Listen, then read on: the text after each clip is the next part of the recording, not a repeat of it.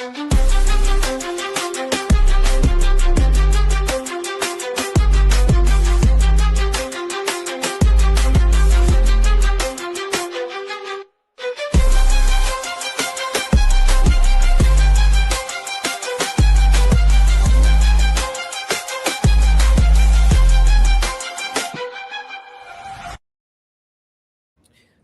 to Telecuento News English. This is Pay with accent, flavors, and integration. Today we have an event for the Latinx Education Collaborative. He have a story that start here in the Midwest, with a cohort that is affect the national.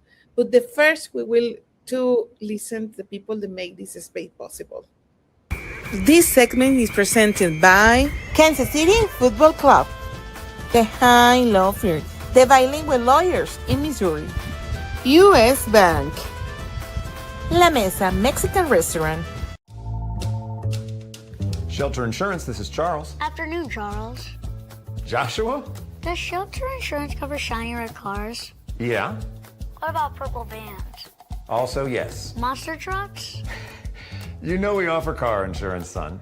What's going on? From shiny red cars to purple minivans, we're your shield, we're your shelter. See Shelter Agent Matt Cathy in St. Joseph today for a free insurance review. Well, and sometimes it's a programs that people don't know that they exist, and they are here from the heart of America, from the Midwest. And this is his 5th year that's been doing it. Ivan will let us know, telling us about this cohort with Latino teachers that Latinx Education Collaborative is being working. Yeah, so the Latinx Education Collaborative, we've been around for a while, but this initiative, the Expresión Storytelling Fellowship, we're on our 5th cohort. So from January to April, about 10 to 15 educators from across the nation worked. They worked on different stories of home, humanity, and heart.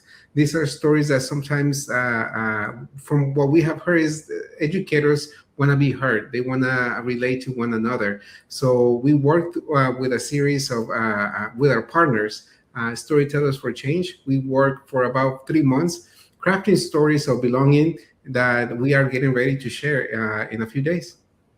And I know that they are very personal. The work, the transformation the teachers have in this cohort is very impact their life, but also the people that listen their stories. Because I believe in evolution. We have a teacher that share her story. And I was there. Evolution is an event that they do every year for education and people that work. You know, education is very important for us here in Telecuento News. So tell me the experience that you are being listened in all this time. Well, their experience is that what we hear is, oh my God, this is the first time I hear people are listening to my story. Or we hear, oh, you're going through that too. Many of the educators that we work with are educators that might be the only one in the classroom. So having somebody that reflects their experience, or somebody that gets their experience, is really important for educators. This is one of our levers that we use at LEC to retain and to develop new leaders. So this is also a leadership tool that educators learn how to share their stories, how to cultivate stories from their students, and then they will be sharing them for 2 days. We have two days of showcases, and it's completely virtual, so everybody is invited. That was my question. So now they develop on these stories, they working in the storytelling, they are able to gain new tools in order they can express. And what you say, leadership, because leadership very much is about storytelling.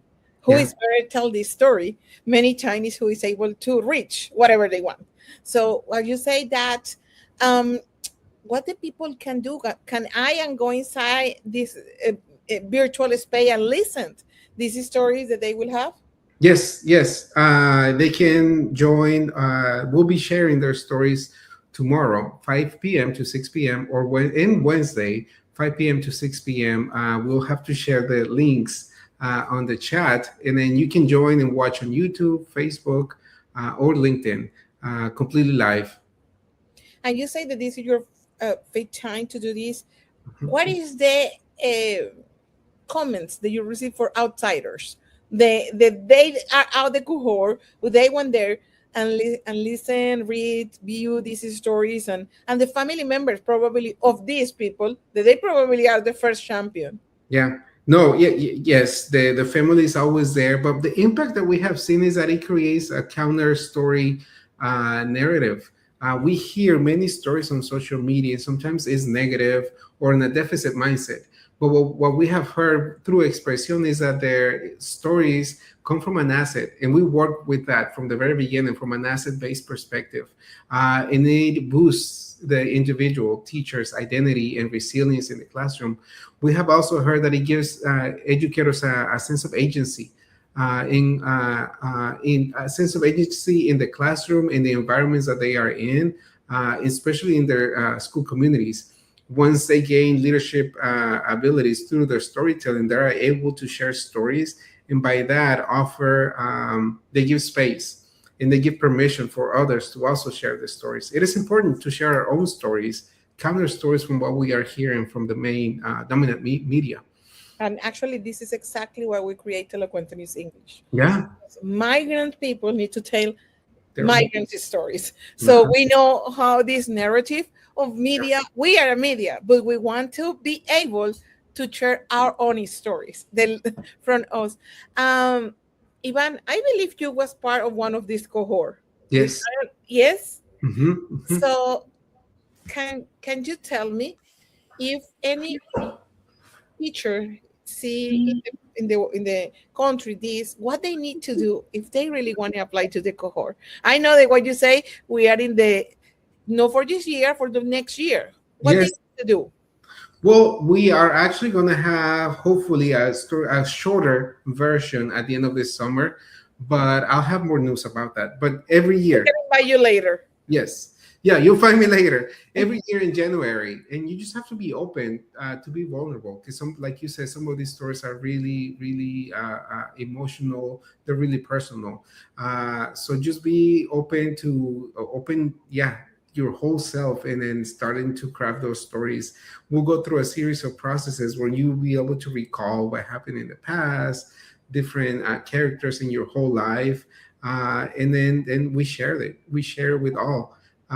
Also, yes, we share it with the community, and it's people from all over the nation. So people in East Coast, West Coast, but we are able to come together and really relate to one another. Like we all have share similar stories, whether you be a Latino in Nueva York or a Latino in Texas. So we have similar stories of resilience, of wanting to be here for the community, for example, yeah, or family stories. So not all the stories center around education. Some stories will talk about a family member, about immigration, or a future.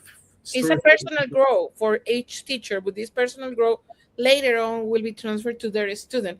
And Yeah. I don't know if you have the data, and I don't want to put on you in the spot, but what we know is that yes, the Latino population is growing in exponential numbers in the country, but our Latino teachers are not yet represented inside the schools. Even in the administration office, we have a lot of schools that they have a majority of our Latino kids, and in administration levels, we don't have that representation. So these kind of leadership programs, Yeah. we hope can help the future. No, what I know is here in Kansas City, we're approaching 3% of educators. I don't have the data for administrators, but still, the difference is huge compared to how many Students. students are in the classroom, and we're the fastest growing population. So yeah, this work is important to give those leadership tools and for our educators to feel seen, so they can continue staying in the profession. I don't know in Kansas, but I know because Professor Ned Sandoval told me, and I will repeat, since 2020 to 2026, 85% of the growth population in Missouri is Latino. 85%. Yeah. That is a big number that I hope is reached the people that can make the change. Ivan, thank you for being with us. Thank you for telling us about this story. I hope if somebody want to be connected, they can go on your YouTube of the LEC, how they can watch these videos. On Wednesday, they will be there. Tuesday and Wednesday. It will come on live anyway. If you don't register, it will still come on live on our social media channels. So you can see it. support these teachers. They are make a difference in the classrooms Yeah. and empower others to maybe go in this direction. There is no easy one. Believe me, being educator in this country is one of the hardest works the people can do it. Thank you, Ivan. Thank you. Thank you. Thank you. This segment is presented by Kansas City Football Club, the High Law Firm, the bilingual lawyers in Missouri, U.S. Bank, La Mesa Mexican Restaurant, Shelter Insurance, this is Charles. Afternoon, Charles. Joshua? Does shelter insurance cover shiny red cars? Yeah. What about purple vans? Also, yes. Monster trucks? You know we offer car insurance, son. What's going on?